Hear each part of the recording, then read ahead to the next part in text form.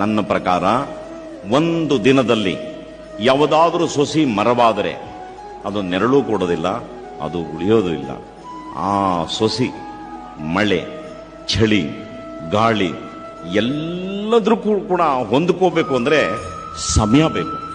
ದೊಡ್ಡ ಸಮಯ ಆದಾಗ ಅದು ಒಂದು ದೊಡ್ಡ ಆಲದ ಮರವೋ ಇನ್ನೊಂದು ಆಗ್ತದೆ. ಹಾಗಾಗಿ ಒಂದು ಹೇಳಕ್ಕೆ ಇಷ್ಟಪಡ್ತೀನಿ, ಕೂತಲ್ಲಿ ನಿಂತಲ್ಲಿ ಬಹಳ ಪ್ರಾಮಾಣಿಕವಾಗಿ ನಾನು ಒಂದು ಒಳ್ಳೆ ಕೆಲಸ ಮಾಡ್ತಾ ಇದ್ದೀನಿ, ನಂಗೆ ಸಹಾಯ ಮಾಡಿ ಅಂತ ರಾಯರು ಕೇಳಿ 100% ನಿಮಗೆ ಸಹಾಯ ಮಾಡ್ತಾರೆ.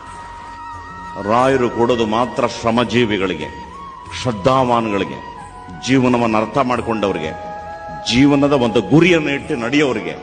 ಕೂತಲ್ಲೇ ಕೂತು ರಾಯರೇ ನನಗೆ ಕೊಟ್ಕೊಡು ಅಂದ್ರೆ ರಾಯರು ಕೊಡೋದಿಲ್ಲ.